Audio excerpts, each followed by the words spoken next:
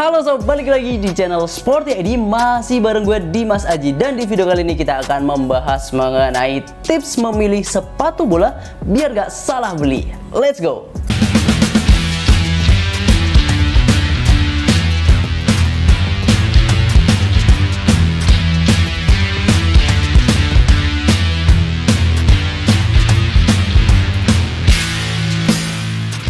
Di dunia ini udah banyak banget brand dari sepatu bola. Mungkin kalau disebutin bisa 3 hari 3 malam kali. Nah, market sepatu bola tersebut juga udah banyak inovasi dan juga teknologi yang digunakan, yang membuat para konsumen kita ini itu menjadi bingung, sepatu bola yang cocok buat kaki kita itu yang kayak apa sih? Nah, sekarang kita punya 5 tipsnya. Oke, langsung aja. Tips yang pertama, budget. Nah, ini adalah tips yang paling penting sob, karena kalau kita nggak ada uangnya, kita mau beli apa gitu kan ya. Walaupun banyak orang bilang bahwa uang itu nggak bisa membeli kebahagiaan. Iya, kalau dikit, kalau banyak tetap aja bisa sob ya. Kebahagiaan sederhana anak bola itu mencium bau sepatu baru itu udah rasanya seneng aja gitu.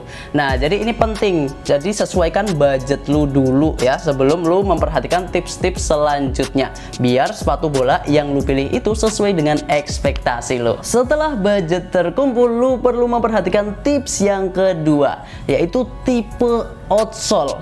Pastikan lu sering bermain di lapangan yang seperti apa. Nah, umumnya itu ada 4 jenis tipe outsole yang biasa digunakan di sepatu bola. Yang pertama itu HG ataupun hard ground. Ini adalah tipe outsole yang digunakan di lapangan yang keras. Indikator lapangan keras itu sederhana. Lu lapangan biasa tapi ada campuran kayak batu, kemudian pasir, semen dan lain sebagainya, dan benar-benar keras gitu. Nah, itu akan sangat berbahaya ketika lu pakai jenis outsole yang lainnya selain yang HG. Gue punya contohnya. Ini adalah Mercurial Vapor 14 Academy Hard Ground ya. Untuk bagian outsole-nya dia itu pakai material rubber, jadi lebih empuk, traksinya lebih enak. Di sini dia pakai konfigurasi ataupun bentuk stud yang round ataupun molded bulat seperti ini. Oke, yang selanjutnya selain HG itu ada soft ground ataupun SG. Nah, SG ini gue juga punya contohnya, Mizuno Morelia Neo 3 Pro. Nah, ini yang Pro dan ini mix. Ini di bagian outsole-nya dia ada material aluminium dan juga material TPU seperti ini. Nah, ini biasanya digunakan di lapangan-lapangan yang becek, yang basah, kemudian di lapangan-lapangan ketika musim hujan dan lain sebagainya. Pokoknya kebalikan daripada yang HG, yang hard ground. Oke, kemudian selain ini, selain HG dan juga SG, itu kita juga punya tipe outsole yang umum digunakan di Indonesia, yaitu FG AG. Ini biasanya digunakan di lapangan-lapangan yang medium ataupun lapangan sintetis juga beberapa menggunakannya. Kita punya contohnya juga, Tiempo Legend 9 Academy. Ini yang FG, yang AG. Jadi ini umum banget ya digunakan di lapangan-lapangan yang memang tersebar di Indonesia. Biasanya sih lapangan-lapangannya medium, nggak terlalu keras tapi juga nggak yang lembut banget gitu.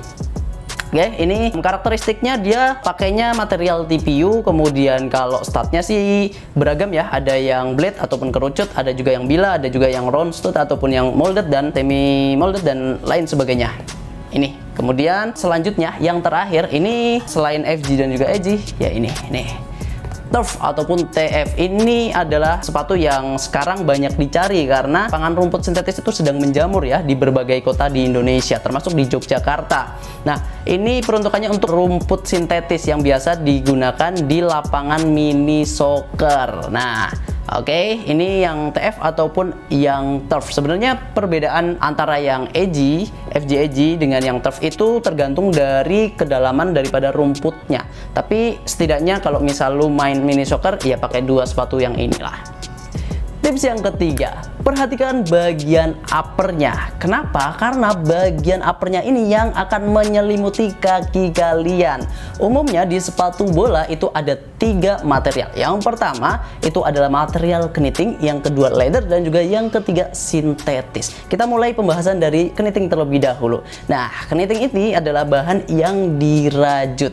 Jadi ini adalah material yang memberikan sensasi seperti tanpa alas kaki. Contohnya kita ada di Adidas Predator Edge yang poin 1, yang ini top grade-nya. Nah, ini dia pakai material knitting. Kalau Adidas sih menyebutnya prime knit. Nah, kalau di Nike dia menyebutnya fly knit. Nah, jadi setiap brand itu biasanya punya penyebutannya masing-masing. Tapi intinya sama, materialnya knitting. Selain di ini, di Predator juga ada di seri X Speed Portal juga. Nah, jadi itu sensasi yang diberikan lah dari material knitting. Oke, selain ini, material selanjutnya itu ada material leather. Ini adalah material yang akan memberikan kenyamanan di kaki kalian. Contohnya ada di Nike Tiempo Legend 9 Academy ya, dan juga Mizuno Morelia Neo 3 Pro Mix. Nah, bedanya kalau yang ini, yang Tiempo ini karena di grade Academy dia pakai materialnya calfskin, kulit lembu ataupun kulit sapi. Sedangkan kalau yang Mizuno Morelia ini dia ada di grade Pro tapi sudah menggunakan material kangaroo leather. Nah, beberapa material leather yang digunakan itu biasanya ya umumnya ini calfskin dan juga kangaroo. Kangaroo itu punya karakteristik yang lebih tipis dan juga pastinya tetap kuat. Tapi kalau yang calfskin ini dia punya kecenderungan lebih tebal ya.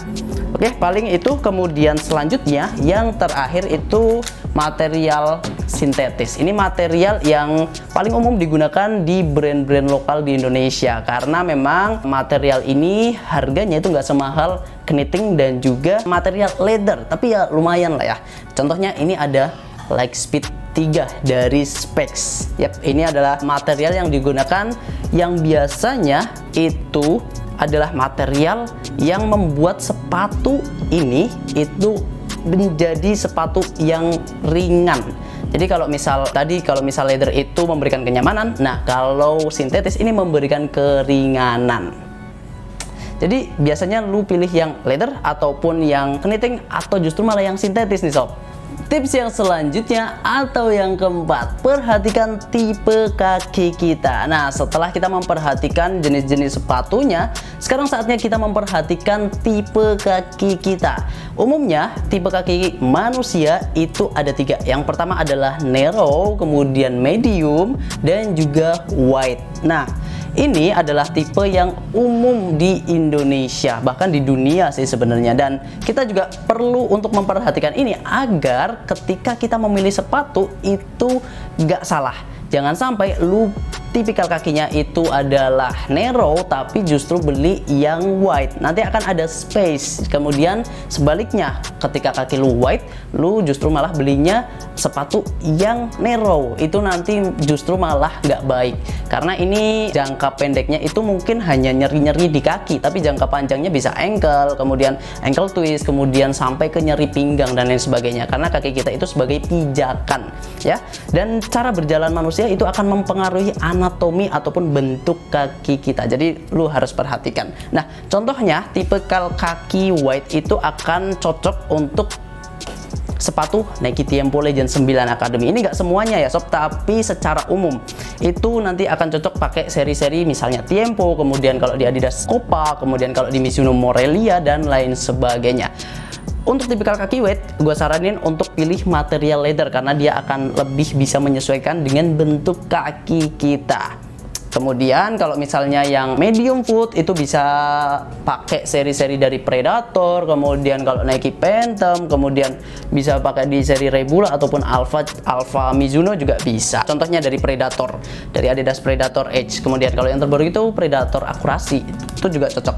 Nah, kalau misal slim foot ya, ini bisa pakai seri-seri dari Lightspeed dari Specs, kemudian Cyclops kalau dari Mills, kalau dari Ortos itu ada seri-seri Catalyst ya, dari keluarga Catalyst. Kemudian dari Nike Vapor 14. Vapor 14 ini cocok banget untuk tipikal kaki slim. Walaupun generasi selanjutnya yaitu Vapor 15, kemudian Superfly 9 itu worth it ya untuk lo yang punya tipikal kaki medium to wide juga.